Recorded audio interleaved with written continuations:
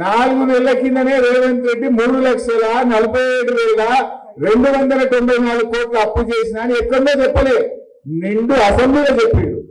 మరి జూపల్లి ఏమంటుంది 1,77,58 కోట్లు. ఇప్పుడు ఎవరిని కరెక్ట్, రేవంత్ రెడ్డి కరెక్టా జూపల్లి కరెక్టా? మీ రిజర్వ్ బ్యాంక్ ఆఫ్ ఇండియా అప్పే 1,86,000 ఉంది, అన్ని కలిపితే 3,47,000 చేసిన అని రేవంత్ రెడ్డి చెప్పిండు. జూపల్లి ఏమన్నాడు అంటే ఇప్పుడు ఎవరు రాజీనామా చేయాలి? ఎవరు చేయాలి రాజీనామా? 13 బిడ్డలైతే పౌరుషం ఉంటే సీను వ్యక్తులుంటే తక్షణమే రాజీనామా చేస్తారు జూపల్లి.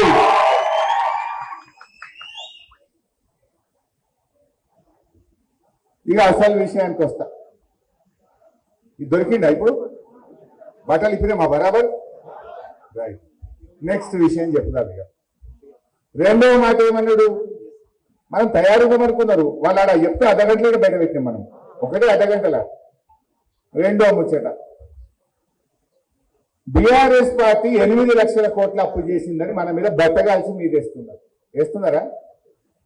అప్పుడేమో అసెంబ్లీ ఎన్నికల ముందు బట్టి విక్రమార్క ఏమన్నాడు, కాంగ్రెస్ పార్టీకి 100 ఏళ్ల చరిత్ర ఉన్నది. అరే గిన్ని గ్యారంటీలు చెప్తున్నారు మీరు, 4,000 పింఛన్ అంటున్నారు, మహిళలకు 2,500 అంటున్నారు, 15,000 రైతు బంధు అంటున్నారు, గింతగానం చెప్తున్నారు. ఎట్లయితే ఈ పైసలు ఉంటాయా అని ఒక విలేకరు అడిగాడు. అడిగితే బట్టి గారు ఏమన్నాడు, అరే మాది 100 ఏళ్ల చరిత్ర కాంగ్రెస్ పార్టీని, పైసలు ఎట్లా సంపాదించాలో మాకు తెలుసు, ప్రజలకు ఎట్లా ఇవ్వాలో మాకు తెలుసు అని డైలాగ్ కొట్టినప్పుడు. ఇప్పుడేమంటారు, చెయ్యశాతగాక నడపశాతగాక అబద్ధాలు చెప్పి 8 లక్షల కోట్ల అప్పని తప్పించుకునే ప్రయత్నం చేస్తున్నారు.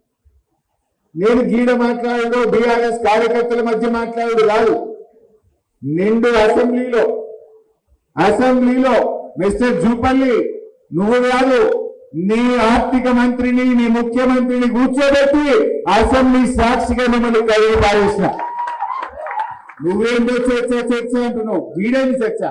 అసెంబ్లీలో మాట్లాడినా నిన్ను, నీ ముఖ్యమంత్రిని, నీ ఉప ముఖ్యమంత్రిని, ఆర్థిక మంత్రిని, మొత్తం నీ క్యాబినెట్ ను, నీ కాంగ్రెస్ పార్టీ ఎమ్మెల్యేలను కూర్చోబెట్టి నిండు అసెంబ్లీలోనే బీఆర్ఎస్ పార్టీ ఎఫ్ఆర్బిఎం కింద, కార్పొరేషన్ల కింద అన్ని రకాలుగా రాష్ట్ర ప్రభుత్వం కట్టాల్సిన అప్పు అంత కలిపి 4,17,000 కోట్లు మాత్రమే.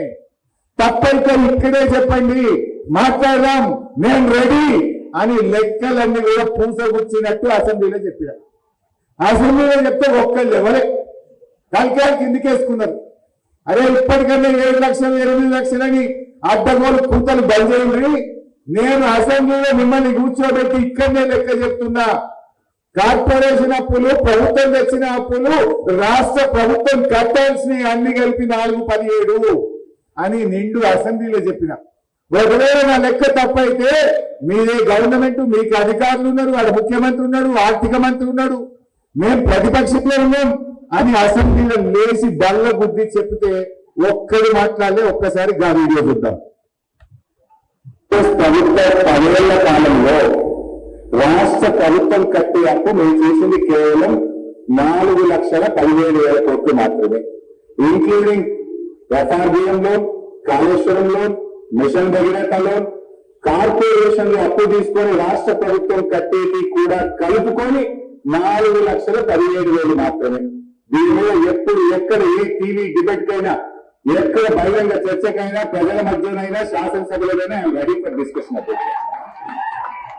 అధ్యక్ష ఈ పాలన వీళ్ళ 2 ఏళ్ల పాలన, ఈ 2 ఏళ్ల పాలనలో అధ్యక్ష 2025-26లో బడ్జెట్ లో ఏం పెట్టారంటే 67,339 కోట్లు అప్పు తీసుకున్నామని పెట్టారు.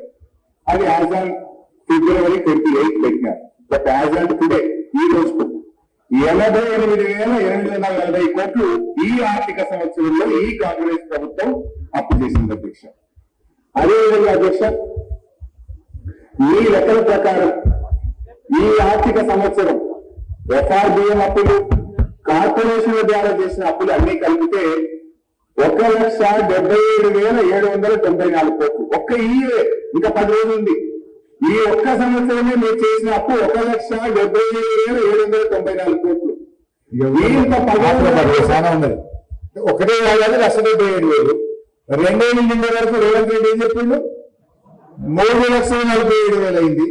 ఇప్పుడు లెక్క తీస్తే 4.5 లక్షలు అయింది. మరి జూపాలి ఏమన్నాడు? అరే నువ్వేమో సీనియర్ మంత్రి అంటూ నా అంత తెలివి ఎవరికి లేదంటూ నీ గవర్నమెంట్ ఎంత అప్పు చేసిందో కూడా తెలియని చాతగాని మంత్రి నువ్వు. అబద్ధాలు మాత్రమే మాట్లాడే మంత్రి. ఇంకా నువ్వు చర్చ నీతో మాట. నేను ఉత్తగా మాట్లాడలే కదా, అసెంబ్లీ లెక్క చూపినా, నీ రేవంత్ రెడ్డి చెప్పిన లెక్క చూపినా. ఇంకా ఇంకా మంచి సాక్ష్యం చెప్తా. నీది కాదు నాది కాదు. ఈ రాష్ట్రాలు ఎంత అప్పు చేస్తాయి ఆ డాక్యుమెంట్ ఉన్నదే, కాగ్ రిపోర్ట్ ఉంటే రెడీ పెట్టుకున్నావు. నేను చెప్పలే నీకు మొదలు. చూడు రాష్ట్రాలు నువ్వు కాంగ్రెస్ గవర్నమెంట్ చెప్పుడు, బీఆర్ఎస్ చెప్పుడు కాదు. ఈ దేశంలో ఏ రాష్ట్రం ఎంత అప్పు చేసింది, ఎట్లా నడుస్తుంది అనేది CAG, controller and auditor general of India, it is an independent authority. వాళ్ళు మొత్తం లెక్కలు తీస్తారు. Controller and auditor general of India. ఇది కాగ్ అంటారు, షార్ట్ ఫామ్ లో కాగ్ రిపోర్ట్ అంటారు. 2023-24 కాగ్ రిపోర్టు ఇదే కాంగ్రెస్ పార్టీ అసెంబ్లీలో ప్రవేశపెట్టింది. ఆ కాగ్ రిపోర్ట్ లో కూడా చాలా స్పష్టంగా ఏం చెప్పిందంటే రాష్ట్ర ప్రభుత్వం కట్టే అప్పు కేవలం 4,15,000 కోట్లు మాత్రమే అని కాగు కూడా చెప్పింది. అది అసెంబ్లీలో పెట్టింది కూడా ఈ కాంగ్రెస్ గవర్నమెంటే. ఇప్పుడు నువ్వు 8 లక్షలు అంటున్నావు కదా, మరి ఆ కాగు రిపోర్ట్ 4,15,000 అసెంబ్లీలో పెట్టినప్పుడు ఈ రిపోర్టు తప్పు అని రాష్ట్ర ప్రభుత్వం కాగు ఉత్తరం రాయాలి కదా.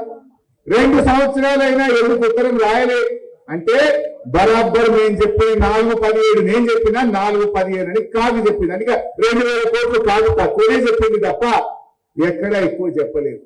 అంటే ఈ కాంగ్రెస్ చాతగాక ప్రభుత్వాన్ని నడపలేక బీఆర్ఎస్ మీద నెపం నెట్టి అబద్ధాలతోని గోబల్స్ తోని ప్రచారం చేస్తా ఉన్నారు.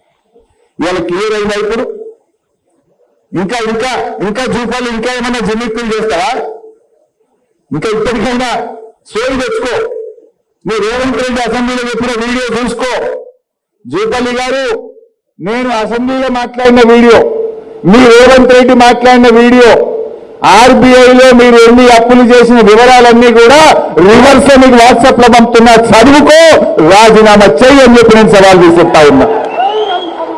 నువ్వు నాకు ఉత్తరం వాట్సాప్ లో పంపినావు కదా, నేను నీకు వాట్సాప్ లో పంపుతున్నా. నేను అసెంబ్లీలో మాట్లాడిన వీడియో పంపుతా, రేవంత్ రెడ్డి అసెంబ్లీలో ఎన్ని అప్పులు చేసిందో పంపుతా, రిజర్వ్ బ్యాంక్ ఆఫ్ ఇండియాలో ఏ రోజు ఎంత అప్పు నీ గవర్నమెంట్ తెచ్చిందో కూడా మీకు పంపుతున్నా. చదువుకో, చీమునెత్తుడుంటే రాజీనామా చేయమని చెప్పి నేను సవాల్ విసురుతా ఉన్నా.